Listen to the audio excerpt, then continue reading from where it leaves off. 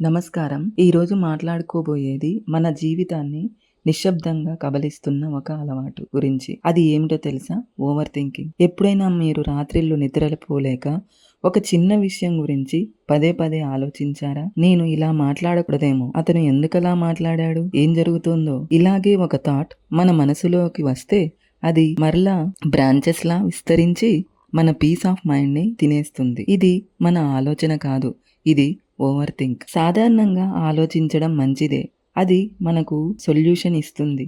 కానీ అదే ఆలోచన పునరావృతమై మన డెసిషన్స్ ను దెబ్బతీస్తే అది ఓవర్ థింకింగ్ అవుతుంది. ఇది రెండు రకాలుగా ఉంటుంది. ఒకటి, గతం గురించి మళ్ళీ మళ్ళీ ఆలోచించడం. ఉదాహరణకు, అప్పుడు నేను అలా మాట్లాడకపోతే బాగుండేది. రెండవది, భవిష్యత్తు గురించి అనవసరంగా భయపడడం. ఉదాహరణకు, ఇది జరగకపోతే ఏమవుతుంది. ఇది మనకు క్లారిటీ ఇవ్వదు, యాంగ్జైటీ మాత్రమే పెంచుతుంది. మన బ్రెయిన్ ఒక సర్వైవల్ మిషన్.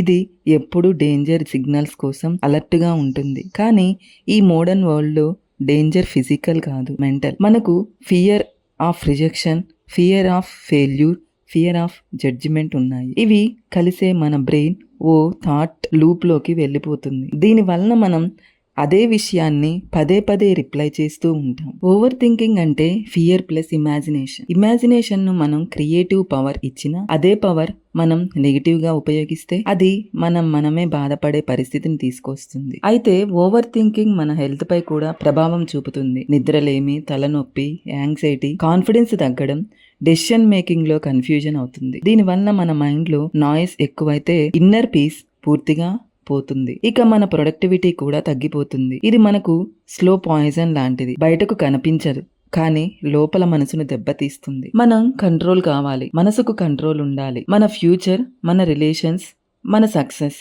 ఇవన్నీ మన చేతుల్లో ఉండాలి అని అనుకుంటాం. కానీ లైఫ్ అన్ఎక్స్పెక్టబుల్. అదే సమయంలో మనకు నెగటివ్ కూడా జరిగే అవకాశం ఉంటుంది. మన బ్రెయిన్ మోస్ట్లీ బ్యాడ్ పొజిషన్స్ పై దృష్టి పెడుతుంది. ఉదాహరణకు, మీరు ఒక మెసేజ్ పంపారు, సమాధానం రాలేదు. ఇప్పుడు మీరేమనుకుంటారు? అతను ఇగ్నోర్ చేశాడు అని. కానీ నిజం ఏమిటో, అతను బిజీగా ఉండొచ్చు. అంటే మన అజంప్షన్స్ మనకే స్ట్రెస్ పెంచుతాయి. ఇప్పుడు ప్రధాన విషయం, దీని నుండి బయటపడడం ఎలా అనేది. ఇక్కడ కొన్ని ప్రాక్టికల్ స్టెప్స్ ఉన్నాయి, వాటిని ఒకసారి చూద్దాం. మీరు ఓవర్ థింకింగ్ చేస్తున్నారని తెలుసుకోవడం మొదటి అడుగు. తర్వాత మీ మనసులోని ఆలోచనలను రాయండి. పేపర్ మీద రాసినప్పుడు మన బ్రెయిన్ కి క్లారిటీ వస్తుంది. ఒక నిర్ణయం తీసుకోండి, యాక్షన్ తీసుకుంటే ఓవర్ థింకింగ్ కి అవకాశం ఉండదు. అంటే ప్రెజెంట్ మూమెంట్ లో ఉండడం నేర్చుకోండి. వాక్, యోగా ఆర్ ఎక్సర్సైజ్ చేస్తే నెగిటివ్ థాట్స్ తగ్గుతాయి. లైఫ్ లో అన్ని ఆన్సర్స్ మన చేతిలో ఉండవు, దాన్ని అంగీకరించడం చాలా అవసరమవుతుంది. ఓవర్ థింకింగ్ అంటే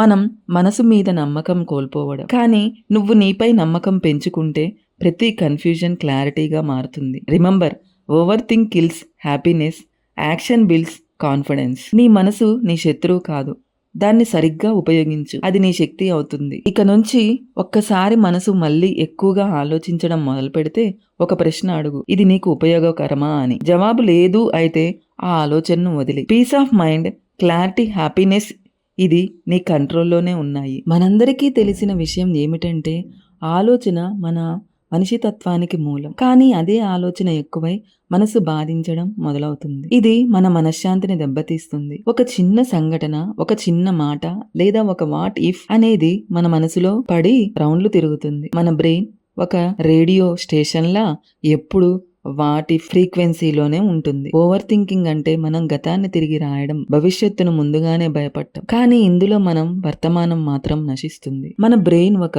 ఇంజన్ లాంటిది, సమస్యలను పరిష్కరించడానికి డిజైన్డ్ అయ్యింది. కానీ అదే ఐడియల్ గా ఉంటే మనమే సమస్యలను సృష్టిస్తుంది. ఓవర్ థింకింగ్ అంటే ఒక ఆలోచనను ఎనాలిసిస్ చేసి, బ్రేక్ డౌన్ చేసి, తిరిగి రివ్యూ చేయడం. చివరికి సొల్యూషన్ కాకుండా కన్ఫ్యూజన్ మాత్రమే మిగిలిపోతుంది. మనలో చాలా మంది అనుకుంటుంటారు, నేను డీప్ థింకర్ని అని.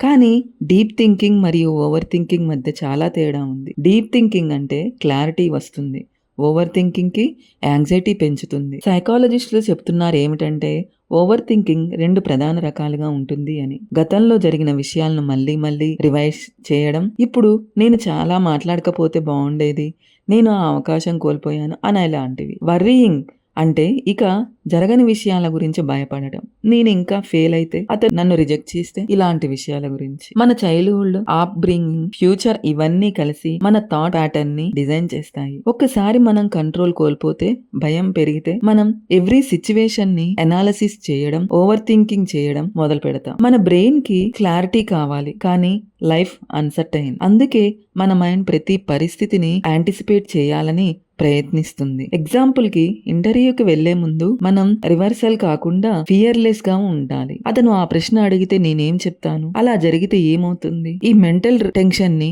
ఓవర్ థింకింగ్ అంటారు. ఇది ఫిజికల్, ఎమోషనల్, సైకలాజికల్ గా మనపై ప్రభావం చూపుతుంది. స్ట్రెస్ హార్మోన్స్ పెరుగుతాయి, అలాగే కాన్సంట్రేషన్ తగ్గుతుంది, స్లీప్ అనేది పడిపోతుంది, హార్ట్ రేట్ పెరుగుతుంది, డెసిషన్ మేకింగ్ తగ్గుతుంది. ఓవర్ థింకింగ్ అంటే సైలెంట్ స్ట్రెస్. ఇది మన ప్రొడక్టివిటీని, రిలేషన్షిప్స్ ని, హ్యాపీనెస్ ని డిస్ట్రాయ్ చేస్తుంది. ఓవర్ థింకింగ్ యొక్క మూల భయం fear of failure, rejection, judgement, uncertainty. మనకు కంట్రోల్ కావాలి, కానీ లైఫ్ అన్ఎక్స్పెక్టబుల్. అందుకే మన మైండ్ ఎప్పుడు ఆలోచిస్తుంది వరస్ట్ కేస్ సినారియో కోసం. కానీ 99% సార్లు అది వరస్ట్ కేస్ అసలు జరగదు. ఒక చిన్న కథ చెప్తాను. ఒక విద్యార్థి ప్రతి పరీక్షకు ముందు భయంతో నిద్ర పట్టక ఎగ్జామ్ ఫెయిల్ అవుతాడు. ఒక రోజు అతని టీచర్ అడిగాడు, నీవు ఎప్పుడు భయపడితే ఏం జరుగుతుందో? అతను అన్నాడు, నేను ఫెయిల్ అవుతాను అని. టీచర్ నవ్వి చెప్పాడు, నీ ఆలోచన వలనే నువ్వు ఫెయిల్ అవుతున్నావు అని. Thought is energy. పాజిటివ్ ఆలోచన అంటే సక్సెస్ ను అట్రాక్ట్ చేస్తుంది. నెగిటివ్ ఆలోచన అంటే ఫెయిల్యూర్ ని. ఇది ఒక సింపుల్ ఎగ్జాంపుల్, కానీ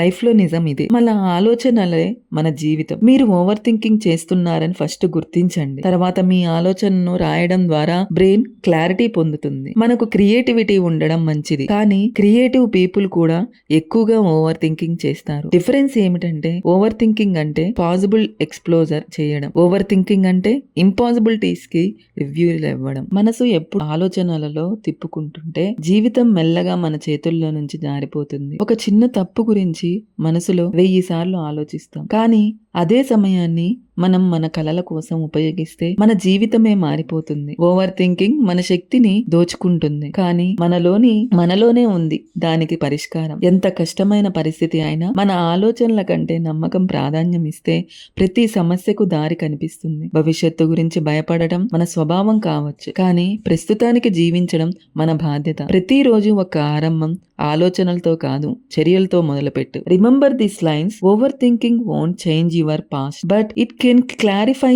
యువర్ ప్రెజెంట్ అండ్ ఫ్యూచర్. ఇప్పటి నుంచే నిర్ణయించుకోండి, ప్రతి నిమిషం ఆలోచనలో కాదు, స్పష్టతతో, ధైర్యంతో, సంతోషంగా గడపాలని. నీ మనసు నీ మీద మీరు నియంత్రణ సాధించిన రోజు మీ జీవితం మీద కూడా నియంత్రణ మీ చేతుల్లోకి వస్తుంది. వీడియో మీకు నచ్చితే లైక్ చేయండి, షేర్ చేయండి, మా ఛానల్ ని సబ్స్క్రైబ్ చేసుకోండి. Thanks for watching.